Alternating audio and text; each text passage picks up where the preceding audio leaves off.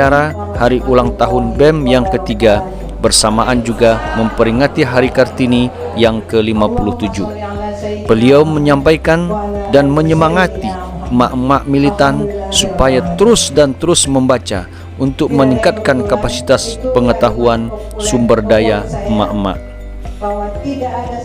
Bagaimana kita menularkan kebiasaan membaca kepada anak-anak kita kalau kita sendiri malas untuk membaca dan belajar? Ungkap Ibu Hajjah Siti Abtamari selaku Ketua BEM Emak-emak Militan Indonesia. Semoga ini jadi doa juga sesuai dengan nama BEM kita, BEM Ibu Solihah. Jadi kalau hari ini kita ditakdirkan oleh Allah untuk menjadi Ketua BEM, itu juga amanah dari Allah, bukan dari saya. Nah, kalau Bunda melihat ada kemiringan-kemiringan kejalanan terus Bunda diam, Bunda dosanya lebih besar daripada mereka yang tidak tahu. Ibu Siti Fadilah, seorang menteri yang sangat paham misalkan tentang kejahatan-kejahatan di dunia kesehatan, tapi beliau sangat paham hal itu, tapi beliau diam, dosanya jauh lebih besar ketimbang kita yang tidak tahu tentang apa itu perang tentang dunia kesehatan itu. Jadi kaitannya ke bunda-bunda yang walaupun tidak masuk di dalam struktur BEM, tapi anggota BEM sama, kita mengemban. Jadi bunda hadir di BEM di mana-mana, di setiap aksi yang dibuat oleh ormas-ormas manapun, itu ada alasan, bukan hanya hiporia, bukan hanya turun. Parlemen jalanan itu penting, tapi lebih penting lagi ini, kita membangun peradaban. Lewat apa? Lewat apa aja. Jadi hari ini yang terjadi, sebenarnya Allah menguji kita. Saya masih fakir ya, kemampuan pengetahuan agama saya sangat fakir. Tapi jujur, sampai hari ini saya sudah makin menua. Hobi saya memang membaca buku. Jadi kita jangan mimpi kalau malas membaca, bunda. Jangan diam, jangan nggak paham tentang peradaban, bun. Googling.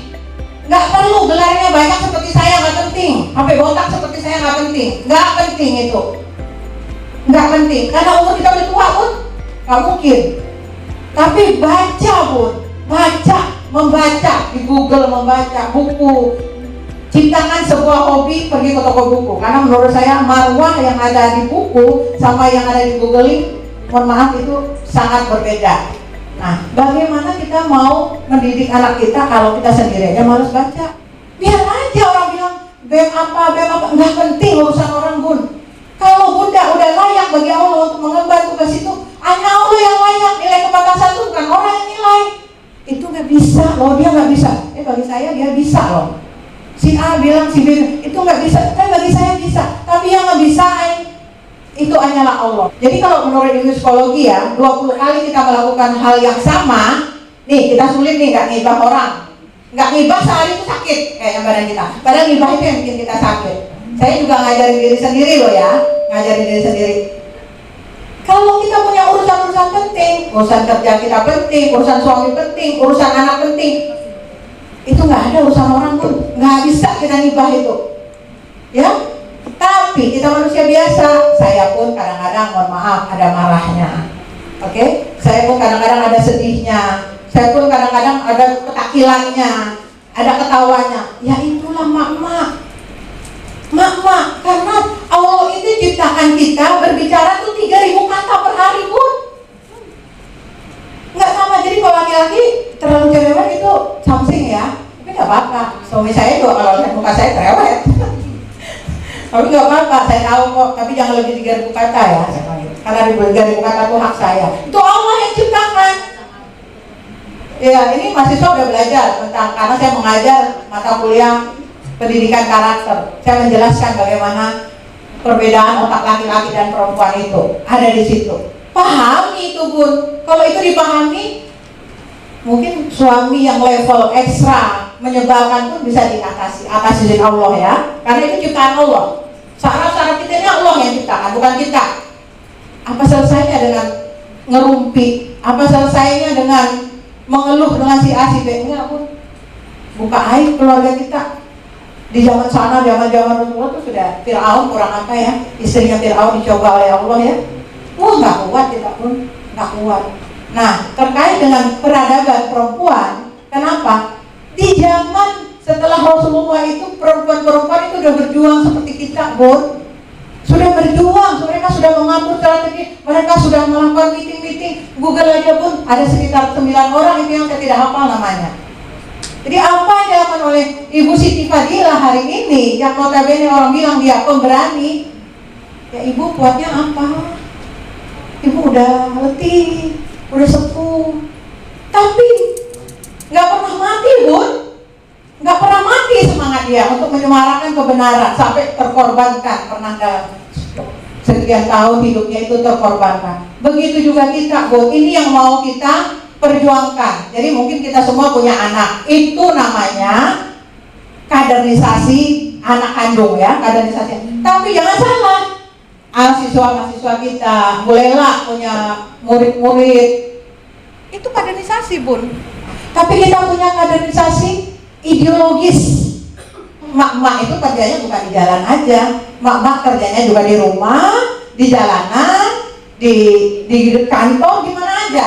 Jadi nggak ada patokan, Bem harus nge-share yang serem-serem, orang yang berantem di depan negara, yang enggak lah. Itu separuh dong. Jadi yang kita expose tentang hidup kita itu fantasi menurut saya, yang gitu. Iya, kita aksi. Kayak Bang itu cantik kayak gini, sakit dia kalau 1 minggu nggak lihat aspal. Saya aja sama saya, ya Bun, cerita sama saya, kadang-kadang saya senang duduk di aspal, cantik kayak gini gitu loh, senang duduk di aspal. Pegangan dong. Inilah kenapa kita membangun peradaban, peran perempuan dalam membangun peradaban. Yang kayak gitu tuh kita manajemen. Allah tuh mengenal loh manajemen proses. Allah tidak pernah memaksa kita, kamu harus memilih presiden yang tepat. Kita nggak akan pernah tahu siapa presiden kita 2024. Nggak pernah kita tahu. Even tomorrow you don't know your life. Jadi kembali seperti itu. Kembali saya mengingatkan. Terus saya juga mungkin belum mencapai seperti pencapaian yang saya selalu tuliskan ya.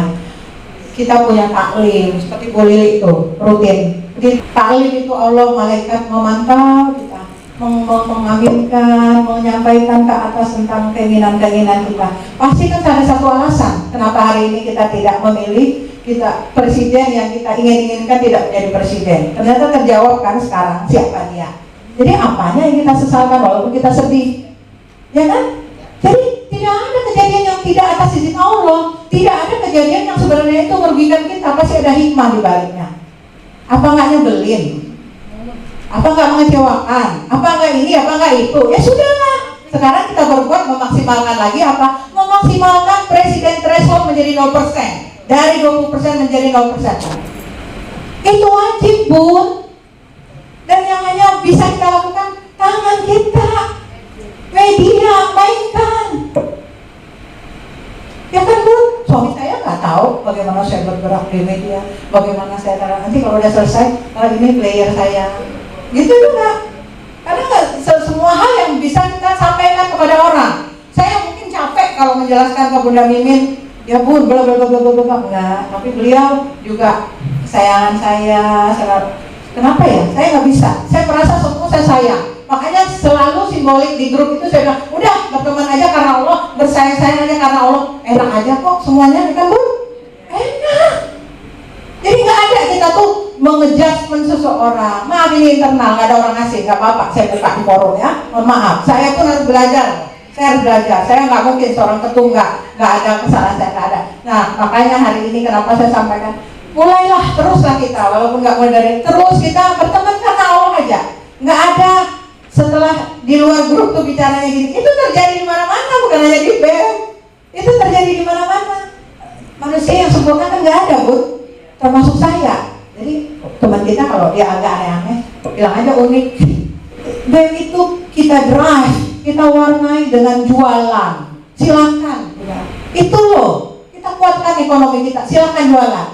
Bahkan kita ini ke depan nanti kalau Mak sudah siap untuk bisa, kita BEM mau umroh bersama. Amin. Sudah ada 8 orang. Cuman kemampuan kita tidak sama. Tapi jangan salah, namanya umroh itu panggilan Allah. Orang nggak berduit aja hari ini bisa, besok siapa tahu ada yang mau umroh kan? Ya kan nggak pernah tahu tahu rezeki itu.